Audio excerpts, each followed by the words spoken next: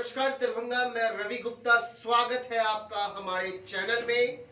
बताना चाहूंगा, शिक्षा संवाद कार्यक्रम विगत 3 वर्षों से हम अपने चैनल पर करते आ रहे हैं और इस साल भी शिक्षा संवाद 2024 का कार्यक्रम आयोजित किए हैं।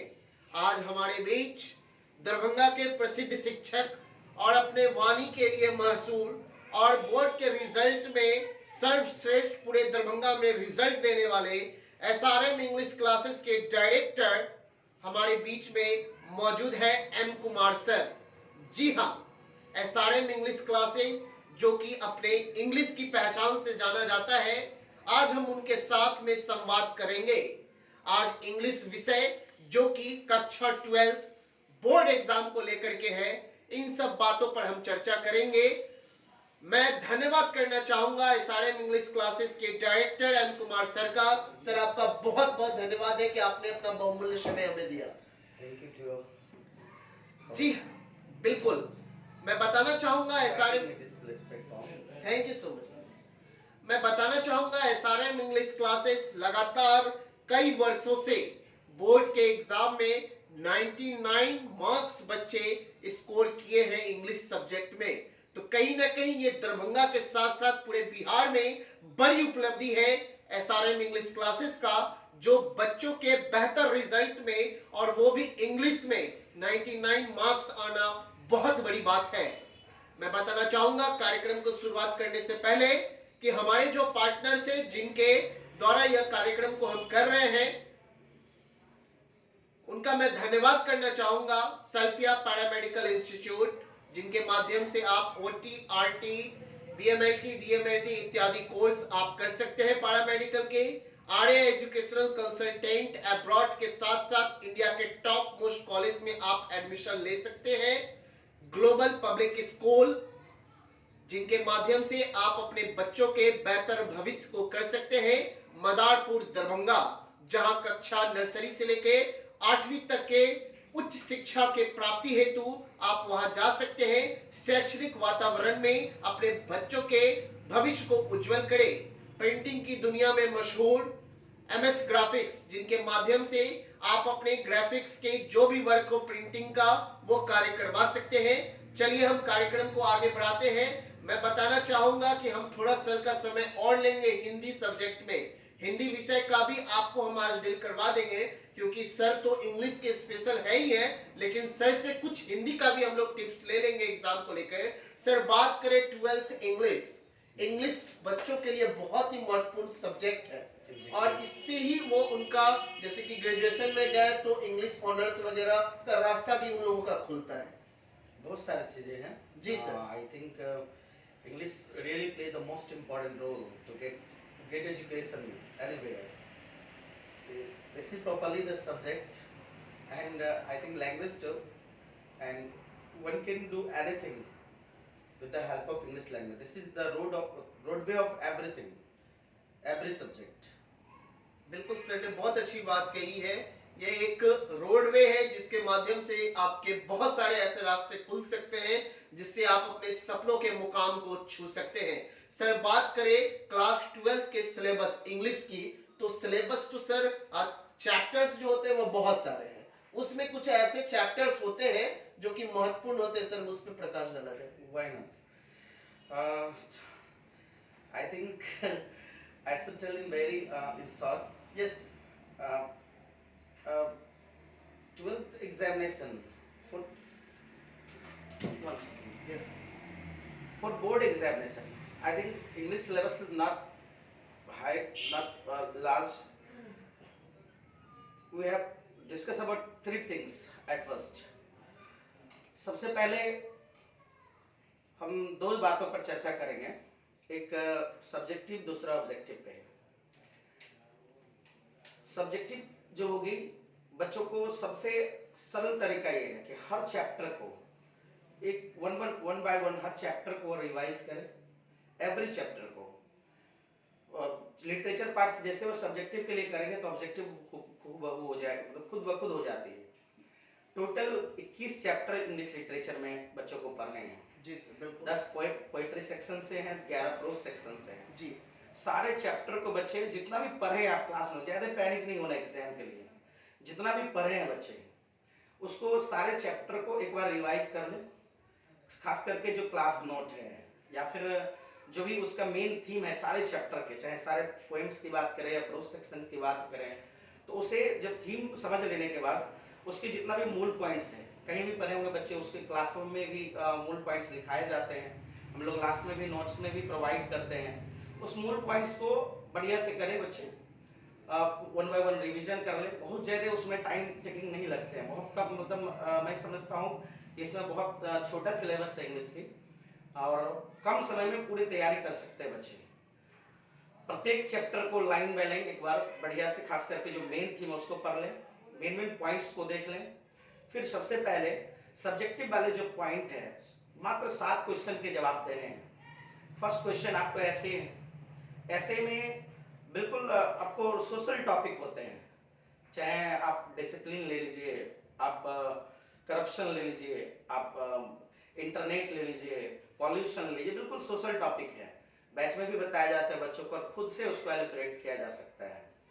I think it's very easy to explain about any essay.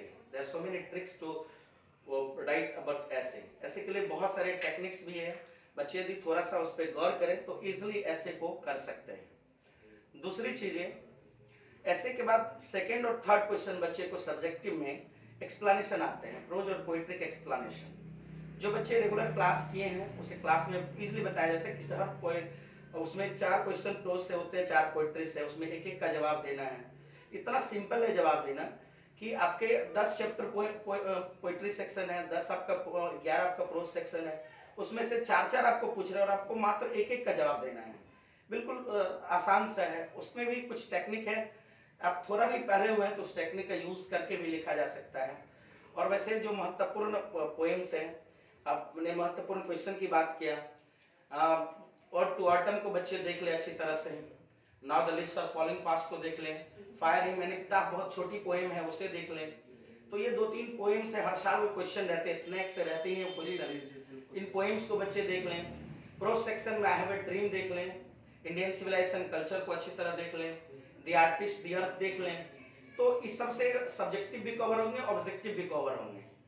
Objective के लिए कुछ हर चैप्टर का कुछ मेन पॉइंट्स होता है जो शुरू में बच्चों को बताया भी जाता है बैच में भी, और कहीं भी पढ़ते होंगे तो उसको जो गेस्ट नोट्स लास्ट में दिया जाता है, हम लोग भी देते हैं इंग्लिश ब्रह्मास्त्र करके, और इस बार हमने एग्जाम टॉनिक करके ही सुपरहिट गैस करके भी निकाला है, उसमें भी मैंने सारे महत्वपूर्ण पॉइंट्स दे दिया है, तो उससे कवर कर सकते हैं। लास्ट में एग्जाम के टाइम में, अब तो बहुत कम समय है जी तो मैं 22 तारीख के बाद बच्चों को बताया था कि 2 पेज का ऑब्जेक्टिव भी मैं शेयर करने वाला हूँ, तो टेलीग्राम पर भी SRM इंग्लिश क्लासेस के नाम पे खुली हुई है, उस पर भी मैं शेयर करूंगा, तो वहां से भी बच्चे हेल्प ले सकते हैं अच्छी तरह से। बिल्कुल सर। दूसरी चीज है ग्रामर सेक्शन के, तो वो और सबसे ज्यादा आसान पार्ट है, क्योंकि बच्चे शुरू से ग्रामर पढ़ के आते हैं, और ग्रामर में सब जो मेन टॉपिक बच्चों को पढ़ना है, सबसे पहले तो उसको एक बार अच्छी तरह से देख लेना चाहिए, बेसिक जो पास्ट ऑफ स्पीच है उसको देख ले, उसके बाद वो टाइम एंड टेंस देख ले, वॉइस देख ले, नरेशन देख ले, मॉडल्स देख ले,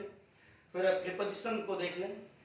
प्रीपोजिशन को खास करके जो इसमें फिक्स प्रीपोजिशन है उस पर थोड़ा सा ज़्यादा फोकस करें, जो फ्रेजल प्रीपोजिशन आता है जो वर्ड के साथ अटैच्ड रहता है। उसके बाद सिंथेसिस थोड़ा सा देख लें, उससे भी बढ़िया क्वेश्चन होता है। वर्ड सेक्शन का महत्वपूर्ण 5 सेक्शन वहीं से क्वेश्चन होते हैं, कुल मिला के 10 क्वेश्चन आपको वर्ड सेक्शन से हर साल होते हैं, 50 आपको ग्रामर सेक्शन से होते हैं, 40 क्वेश्चंस आपको ऑब्जेक्टिव में आपको लिटरेचर सेक्शंस होते हैं, उसमें सब ओनली 50 बनाने बच्चे को जी।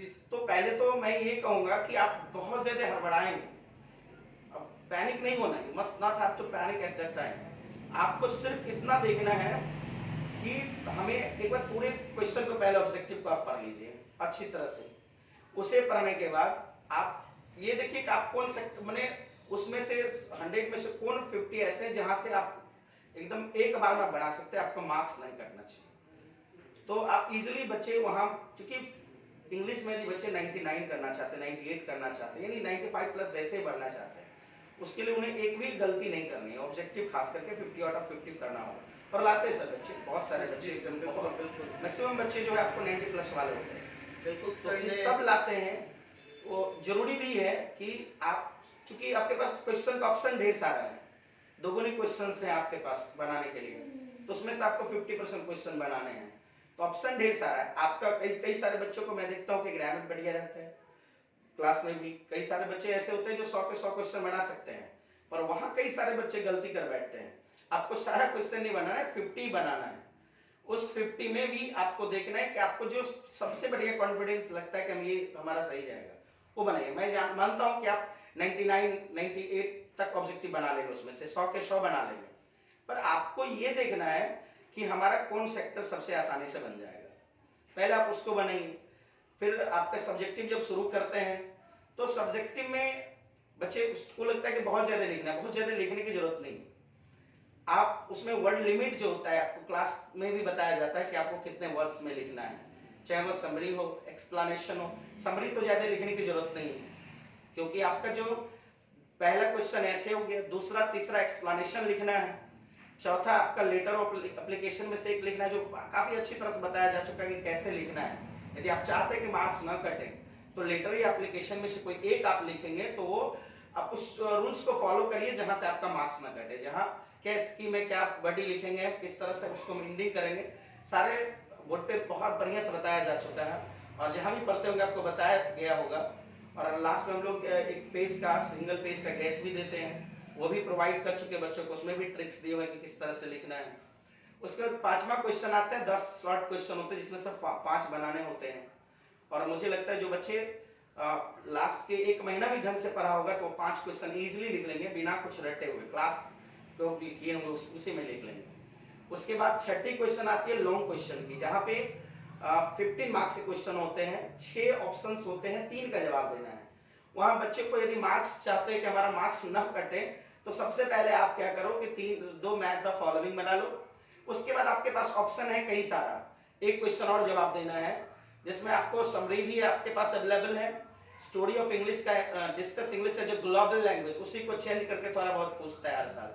हाँ, importance of English for Indians, why should Indians should learn English, what are the difficulties faced by the students in learning English, ये सारी बातें एक ही तरह से आपको लिखना है, बहुत ज्यादा कुछ करने की आवश्यकता है नहीं। तीसरी चीज एक और है कि आप चाहे तो वो स्टोरी ऑफ इंग्लिश का कोई आंसर ना दे करके आप 8 ट्रांसलेशन होते हैं, उसमें से आपको translate any 5 of the following होते हैं, आप वो कर सकते हैं। उसके लिए भी मैंने बहुत आसान सा टेक्निक दिया था, तेरे नाम से शुरू तेरे नाम पे खत्म, वो वाले टेक्निक यूज करो, इजीली बनेगा। दूसरी चीज, यदि आप वो नहीं बनाते तो एक समरी लिख लीजिए, तो कई सारा ऑप्शन है।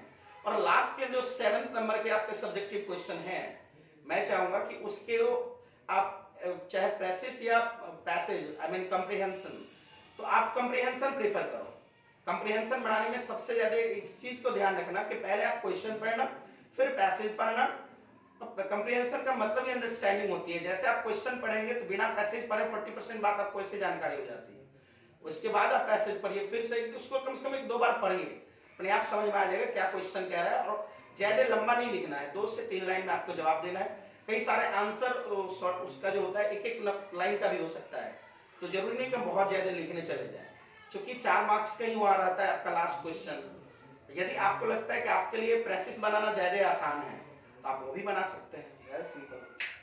बिल्कुल, सर ने बहुत अच्छी बातें बताई और फॉलो में सर थे, लेकिन हमारा कुछ कार्यक्रम भी है यहाँ। मिथिला के जो सम्मान होता है, जो अतिथि आते हैं हमारे यहाँ, उनका सम्मान करना रहता है। तो मैं बुलाना चाहूंगा आर्य एजुकेशन कंसल्टेंट के डायरेक्टर आफ्ताब शेख साहब का कि सर का सम्मान करिए हमारे इस कार्यक्रम में, चूंकि बहुत सारे दर्शक जुड़ चुके हैं। सर का सम्मान का समय, हम खड़े हो जा रहे हैं। अरे पहले फ्रेम में है।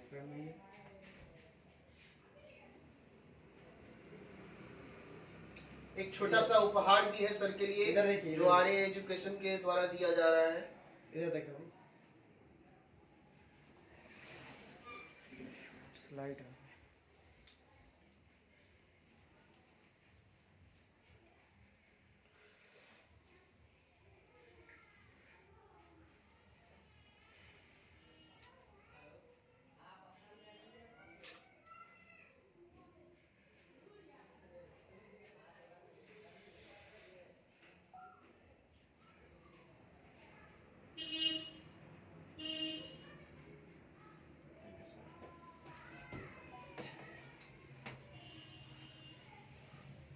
सर ने टू द टॉपिक्स आपसे बात की और टॉपिक्स में आपको बहुत अच्छी अच्छी बातें बताई है, सब्जेक्टिव और ऑब्जेक्टिव्स आपको कैसे डील करना है। सर बच्चे तो सब्जेक्टिव तो डील कर लेते हैं, ऑब्जेक्टिव में ज़्यादा फंसते हैं। नहीं, ऐसा नहीं है जी। मुझे लगता है कि बच्चे यदि सबसे आसानी से कुछ कर पाएगा तो ऑब्जेक्टिव ही है। अच्छा सर। क्योंकि उसके पास क्वेश्चन ज्यादा है जी। 100 क्वेश्चन में उनको 50 ही बनाना है। हाँ हाँ। तो उसके पास ग्रामर के 50 क्वेश्चंस हैं, वर्ड सेक्शन जो सिनोनिम्स है, एंटोनिम्स है, वन वर्ड सब्स्टिट्यूशन है, idioms and phrases, spelling error, उससे भी 10 क्वेश्चन है। 40 क्वेश्चन उसको लिटरेचर सेक्शन से है। जी। और लिटरेचर जो बच्चे रेगुलर क्लास करके पढ़े होंगे उन्हें तो लगता है, मुझे तो लगता है कि 40 आउट ऑफ 40 लिटरेचर का क्वेश्चन वैसे वो मार देंगे, उसको कोई टेंशन नहीं होगा उसमें। जो बच्चे लिटरेचर रेगुलर क्लास नहीं किए हैं उनको थोड़ा बहुत लिटरेचर वाले क्वेश्चन पर ही रहता है कि इसको कैसे करें।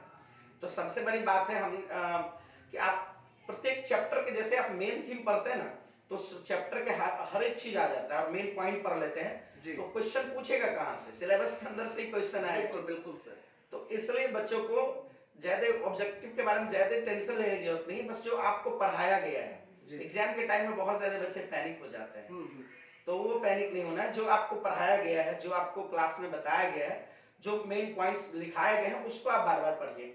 जो ग्रामर के टॉपिक आपको हो चुका है, पढ़ाया जा चुका है, उसको आप रिवीजन करिए। बस रूल्स को आप फॉलो करिए, अपने आप सारे बनेंगे।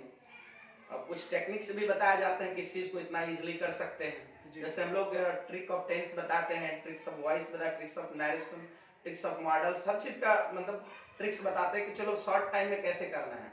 बच्चे लास्ट में उसको भी देख ले तो उसको बहुत ज्यादा पूरी किताब बहुत ज्यादा पढ़ने की जरूरत नहीं है, लेकिन रिवीजन के लिए बैठ कर आराम से रिवीजन, उसको रटना कुछ भी नहीं है।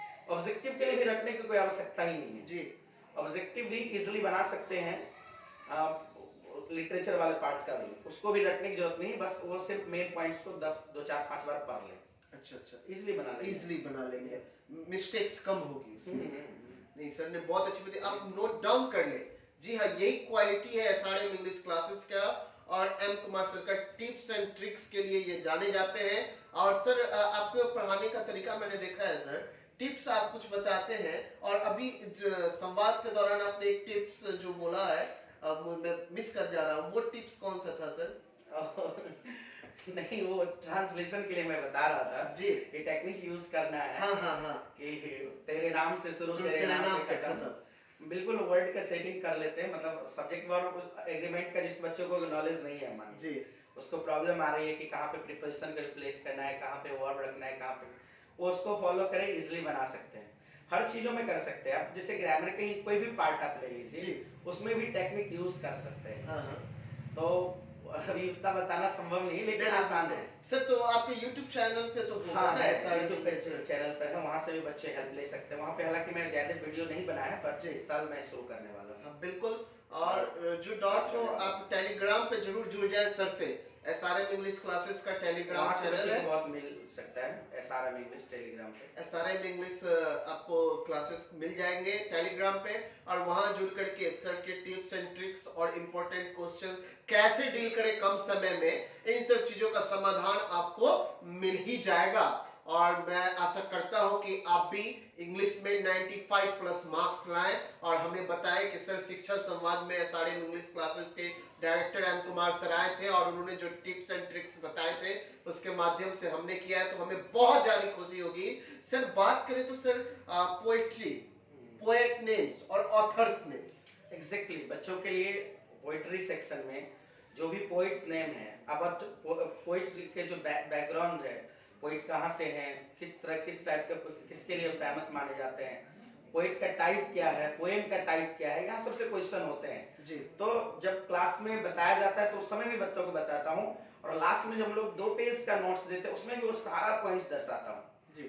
कोई भी पोइट्स ये कहाँ के रहने वाले हैं, है ना, ये किस लिए फेमस है, इस सभी पॉइंट्स के ऑब्जेक्टिव आते हैं, और सिंगल पेज में सारा बच्चे कवर कर सकते हैं। कोई भी पोएम उठा लीजिए आप, जैसे sweetest love I do not go, John Donne, अब ये कहाँ से हैं, इंग्लैंड से, किस टाइप के पोइट है, मेटाफिजिकल पोइट है या किस टाइप पोएम है, ये पोएम किसके लिए इन्होंने लिखा है, ये पोएम जो उन्होंने किसके लिए, एक बहुत सिंपल सा चीज है, आपको जो बैच में सबसे पहले ही बता दिया जाता है, आप इजीली कोई भी बच्चे लिख सकते हैं, बहुत बड़ा चीज नहीं पूछते, आपके जो क्लास नोट जो क्लास में बताया जाता है उसी चीज को या फिर क्लास नोट्स दिया जा रहा है उसको आप देखिए ध्यान से इजीली कर लेंगे। प्रोज सेक्शन से भी सेम है, पोइट्री सेक्शन से भी सेम है।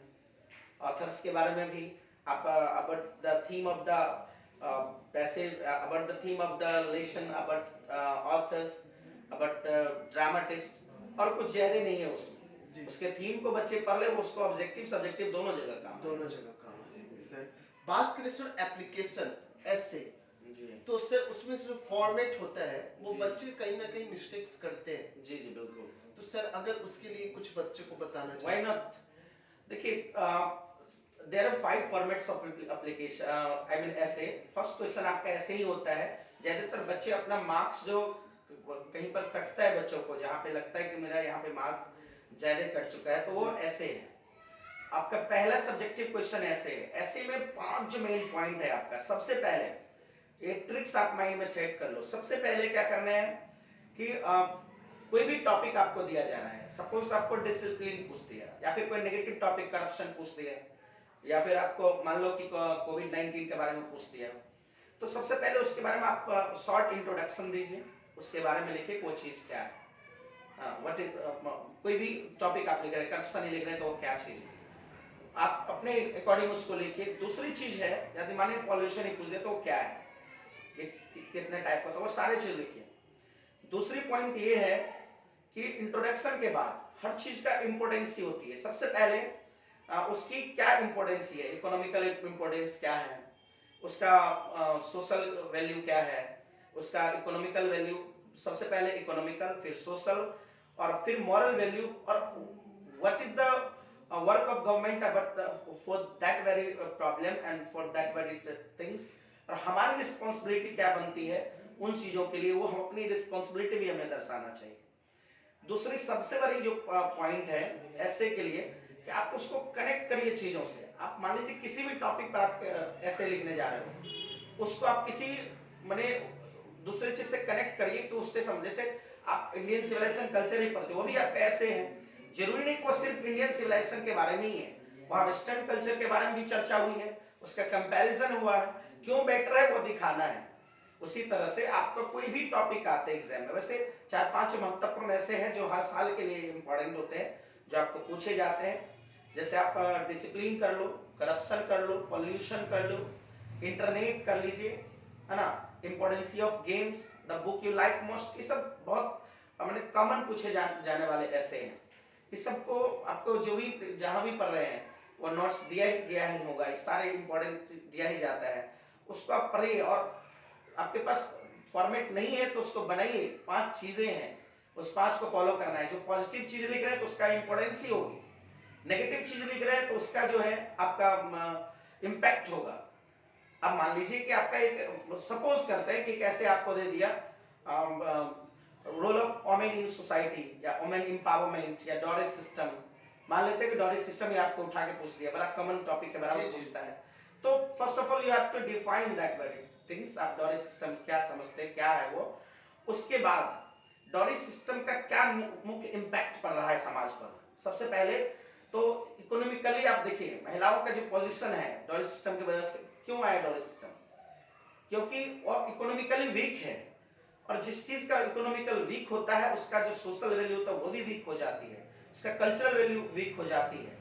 तो वो सारे चीजों को आप पहले लिखिए, उसको कनेक्ट करिए, समाज में कोई एक एग्जाम्पल आप उस चीज पर जोड़िए, ऐड करिए, कनेक्ट करिए एग्जाम्पल के साथ। और लास्ट में आपकी राय क्या है, what according to how can you eliminate that very problem. आप कैसे उसको एलिमिनेट कर सकते हैं, कैसे खत्म कर सकते हैं, आपकी सजेशन क्या है, और गवर्नमेंट को क्या करना चाहिए, आप गवर्नमेंट को क्या स्टेप लेना चाहिए, आपको वो भी देखना है, वो चीज लिखना है। जो आप सोच रहे हैं एज ए मेन बीइंग, आप उस चीज को लिखिए। वहां पे बहुत ज्यादा रटरटाई चीज नहीं लिखना है, आप अच्छा से लिख पाएंगे, आपको मार्क्स अच्छे मिलेंगे। ये बहुत आसान है, बहुत आसानी से। बिल्कुल सर ने जो जो बातें आपको बताई है आप उसको जरूर नोट डाउन कर लो। आपको मैं बताना चाहूंगा कि सर ने जो बातें बताई है ऑब्जेक्टिव्स को लेकर के, उसको कैसे डील करना है, 2 नंबर के और 3 नंबर के जो क्वेश्चन आएंगे उसको किस तरीके से आपको डील करना है, ऐसे और फिर से लेटर्स किस तरीके से आपको लिखना है, इन सब चीज बातों को सर ने इलाबोरेट कर चुके शॉर्ट हैं। क्वेश्चन जो 2 नंबर वाले हैं, 10 ऑप्शन आपके पास हैं, 5 ही लिखने हैं और वो आपके सिलेबस के अंदर से हैं। बहुत आसान से क्वेश्चन होते हैं, बहुत ज्यादा टफ नहीं होते। जैसे आप चैप्टर के मेन थीम को पढ़ते हो, ऑलरेडी आप आसानी से उसका आंसर दे सकते हैं। बिल्कुल, सर ने जो बातें बताई आप नोट डाउन जरूर कर ले और मुझे विश्वास है कि आप अच्छा प्रदर्शन करेंगे और एसआरएम इंग्लिश क्लासेस का जो दरभंगा में सर्वश्रेष्ठ प्रदर्शन रहा है, शायद यही रणनीति है सर का, जो उस रणनीति के साथ सर पढ़ा रहे हैं। मैं बताना चाहूंगा दर्शक जो देख रहे हैं क्लास 10th का इस बार एग्जाम देंगे तो कहीं ना कहीं आपके लिए एसआरएम इंग्लिश की क्लासेस रामबाण रहेगा। और 12th 11th में जो बच्चे हैं अभी भी आप दर बदर भटक रहे हैं तो कहीं ना कहीं एसआरएम इंग्लिश क्लासेस जरूर ज्वाइन करें, क्योंकि क्वालिटी ऑफ एजुकेशन आपको मिलेगा। या मेरा भी वादा है और सर का क्वालिटी ऑफ एजुकेशन रहा ही है, ये मैं दावा कर सकता हूं। सर इंग्लिश की बात करें तो इंग्लिश में कुछ और आप बताना चाहेंगे या फिर पूरा हिंदी टॉपिक का इनफ है एग्जाम के लिए? मुझे लगता है बिल्कुल इनफ है। और बच्चे यदि बिल्कुल नहीं पढ़ रहे हैं, क्लास नहीं किए, बहुत सारे बच्चे होते हैं जो बिल्कुल क्लास कर ही नहीं पाते हैं, वो भी ये सारे टॉपिक को थोड़ा सा देख ले एक बार तो बढ़िया नंबर ला सकते हैं। और हमारे टेलीग्राम टॉप चैनल से भी जुड़ जाए, वहाँ भी हम बहुत सारे अपना असाइनमेंट शेयर किए हैं, वहाँ से भी बच्चों को मदद मिलेगा। या फिर हमारा कोचिंग है सर्वोदय हाई स्कूल के बगल में, वहाँ से असाइनमेंट ले ले तो उसे बहुत ज़्यादा हेल्प मिल जाएगा। मुझे लगता है कि बहुत कम समय में पूरी तैयारी वो कर पाएंगे। बिल्कुल सर ने जो एक सुपर हीट गैस आता है हर अच्छा। वो बहुत ज़्यादा बच्चों के लिए फायदा होता है। 10 से 12 पेज की गैस है, उसमें आप सारा चीज़ को अवेलेबल हो जाएगा। सुपर हिट गैस आप जरूर ले लें। सर ने जो एड्रेस आपको बताया है सर्वोदय हाई स्कूल के बगल में बिल्कुल वहां जाए। एसआरएम इंग्लिश क्लासेस का बोर्ड भी लगा हुआ है, वहां जाकर के आप उसको ले भी सकते हैं, कहीं ना कहीं आपके लिए बहुत ही अच्छा रहेगा। चलिए मैं हिंदी के टॉपिक पे आता हूं, उससे पहले मैं बताना चाहूंगा हमारे पार्टनर्स जिनके द्वारा हम इस कार्यक्रम को कर रहे हैं, सल्फिया पैरामेडिकल इंस्टीट्यूट, जहां आप पैरामेडिकल के सारे courses OT, RT, BMLT, DMLT, radiology इत्यादि आप कर सकते हैं। आरए एजुकेशन कंसल्टेंट, एब्रॉड के साथ साथ इंडिया के टॉप मोस्ट कॉलेज और बिहार सरकार बिहार स्टूडेंट क्रेडिट कार्ड के योजना के तहत 4 लाख का आपको लोन भी देती है ताकि आप उत्तम शिक्षा प्राप्त कर सके। उच्च संस्थानों में जाकर के आप संपर्क कर सकते हैं आरए एजुकेशन कंसल्टेंट से। Global public school Madarpur Darbhanga, जहां कक्षा नर्सरी से लेकर के कक्षा 8वीं तक की उत्तम पढ़ाई होती है शैक्षणिक वातावरण में, जहां अपने बच्चों के भविष्य को आप उज्जवल कर सकते हैं। प्रिंटिंग की दुनिया का बादशाह एमएस ग्राफिक्स, जिनके माध्यम से आप ग्राफिक्स के साथ साथ प्रिंटिंग से संबंधित सभी कार्य करवा सकते हैं। चलिए मैं आगे बढ़ता हूं सर। हिंदी का सर शॉर्ट करके आप बच्चों को बता दें कि बच्चे किस तरीके से उसको डील कर ले सर। ऑब्वियसली हिंदी बच्चों के लिए वैसे मैं मानता हूँ कि सबसे आसान सब्जेक्ट में से एक है, बहुत ज्यादा पढ़ना नहीं है। हिंदी का लिटरेचर पार्ट खास करके बच्चों को, जो जितने भी आपका पोएम है, कविता है या जितने कहानी है, कहानी वाले पार्ट को आप एक बार बढ़िया से सिर्फ कहानी को पढ़ लीजिए दिल से, और पोएम वाले पार्ट को आप जो उसका सबसे पोएम पढ़ने से पहले उसके जो पोइट के बारे में पढ़ते हो, यानी कि कवि के बारे में पढ़ते हैं, वहाँ पे लास्ट जो पंक्तियां होती है वहाँ देखिए पूरे पोएम का कविता का थीम होता है, तो उस थीम को जरा आप देखा जाए और उस थीम को समझने के बाद जितने भी आप, सबसे पहले तो मैं एग्जाम के क्वेश्चन के बारे में बता दूं जी कि आपके एग्जाम के जो क्वेश्चन आ रहे हैं हिंदी का, सब्जेक्टिव का आपका मात्र 6 क्वेश्चन जवाब देना है। 6 क्वेश्चन, सबसे पहले इतना सरल क्वेश्चन आ रहा है जो कोई भी बच्चे थोड़ा भी हिंदी को लगभग 2-3 दिन बढ़िया से ढंग से तैयारी कर ले जी, 2 घंटा 3 घंटा बैठ करके, तो मुझे लगता है कि काफी है। अभी एग्जाम का टाइम चूंकि उसके पास ज्यादा समय है नहीं जी सर। एज ए रिवीजन मैं बता दूं सबसे ज्यादा इंपॉर्टेंट जो उसके लिए चैप्टर में टॉपिक्स होंगे, तो वो सबसे पहले व्याकरण के कुछ पार्ट को, ऑब्जेक्टिव क्वेश्चंस के लिए व्याकरण में वो समास देख लें, लिंग निर्णय देख लें, उसके बाद वो कारक देख लें, उपसर्ग प्रत्यय मुहावरा, ये सारे जितने भी व्याकरण का जो डेली पढ़ते आए हैं वही सारे टॉपिक, चूंकि वो पढ़ा हुआ टॉपिक होता है बचपन से, वो सारे व्याकरण वाले टॉपिक को आप एक बार रिवीजन कर लीजिए। समास भी थोड़ा अच्छी तरह से पढ़ लिया जाए, संज्ञा से लेकर के आप क्रिया तक, क्रिया हो चाहे विशेषण हो, ये पदबंध, सभी टॉपिक से दो तीन करके आपके क्वेश्चंस रहते हैं। 100 क्वेश्चन में 50 आपका व्याकरण पार्ट है। तो व्याकरण पार्ट मुझे लगता है कि बच्चों को सबसे पहले ज्यादा स्ट्रॉन्ग रहता है पहले से ही, तो आप उसको एक बार अच्छी तरह पहले रिवीजन कर लीजिए। फिर लिटरेचर सेक्शन में मैं एक बात फिर से रिपीट कर रहा हूँ कि जो बच्चे लिटरेचर का सब्जेक्टिव पढ़ते हैं उनको ऑब्जेक्टिव क्वेश्चन रटने की जरूरत नहीं पड़ती है, वो सब्जेक्टिव क्वेश्चन को ही ध्यान से पढ़ें। सब्जेक्टिव क्वेश्चन जो भी असाइनमेंट आपके पास है, हमने एक सुपर हिट हिंदी गैस करके बनाया है, उसमें मैंने 2 पेज का ऑब्जेक्टिव असाइनमेंट तैयार किया है। उस 2 पेज के ऑब्जेक्टिव में मैंने कोशिश किया है कि जितना महत्वपूर्ण पॉइंट है चैप्टर से वो सारे पॉइंट्स को दिया जाए। तो हर प्रत्येक चैप्टर का, प्रत्येक लेसन का, जितने भी चैप्टर है सबका मैंने ऑब्जेक्टिव पॉइंट्स को बड़ा बढ़िया ढंग से, जो ज्यादा इंपॉर्टेंट है उसको मैंने ज्यादा हाईलाइट करके दिया है, ताकि बच्चे इस लाइन को 2-4 बार पढ़ ले तो एग्जाम में उससे दिक्कत ना हो। 100 में से आपको 50 यहाँ बनाना है, आपको उस पॉइंट को पढ़ ले तो लिटरेचर आपका 40 का 40 बना देते हैं आप वहां से। उसके बाद रही सब्जेक्टिव के बाद, तो वहां भी पहला प्रश्न आपका निबंधी होता है। अंग्रेजी का आप जैसे ही इंग्लिश का तैयारी करते हैं तो वहां से निबंध आपका ये भी तैयारी हो जाता है। जी जी। दूसरा, यहाँ भी आपका सप्रसंग व्याख्या है, जो एक्सप्लेनेशन आप अंग्रेजी में पढ़ रहे हो वही एक्सप्लेनेशन हिंदी में बनाना है। तीसरा क्वेश्चन यहाँ भी आपका शॉर्ट क्वेश्चन माने लघु अति लघु उत्तरीय करके है। चौथा, यहाँ भी लेटर एप्लीकेशन ही है, आप या तो पत्र लिखिए या फिर आवेदन लिखिए, दोनों ऑप्शन आपके पास है। यहाँ भी 5वां क्वेश्चन आपका समरी है, मतलब सारांश है। यहाँ दीर्घोत्तरीय जिसको आप बोलते हैं, यहाँ भी 6 ऑप्शन आपके पास है, मात्र 3 लिखना है। सप्रसंग व्याख्या भी 2 ही करना है, 4 ऑप्शन है सप्रसंग व्याख्या के लिए, 2 करना है। यहाँ भी 6 आपका सब्जेक्टिव है, यहाँ भी 3 बनानी है। इसमें से आप इस बार जो सबसे ज्यादा इंपॉर्टेंट चैप्टर जो इस साल के लिए बच्चों का, ये आपका एक अर्धनारीश्वर को बहुत बढ़िया से पढ़ लिया जाए, बातचीत चैप्टर देख लिया जाए, उषा शीर्षक कविता देख लिया जाए। ये सारे इस बार निश्चित रूप से इससे क्वेश्चन होंगे और प्राय हर साल के लिए इंपॉर्टेंट होते हैं। रोज देख लिया जाए, सिपाही की माँ ये देख लिया जाए, ये भी बहुत इंपॉर्टेंट चैप्टर है ना। उसके बाद एक पत्र भगत सिंह का चैप्टर, ये भी देख लिया जाए, बहुत ज्यादा इंपॉर्टेंट है।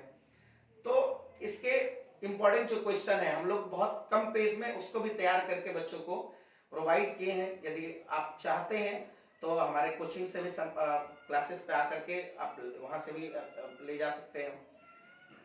इसका अंतिम क्वेश्चन आप यहाँ पे सप्रसंग लास्ट क्वेश्चन, 6 ही क्वेश्चन सब्जेक्टिव में होते हैं। लास्ट ट्रेसिस है, संक्षेपण करना। संक्षेपण बहुत ही सरल होता है, आप समझ लो कि संक्षेपण का जो पैसेज है या पूरी फिल्म है उसका जो नाम है वो उसका शीर्षक हो जाएगा और उसको 1/3 भाग में लिखना है।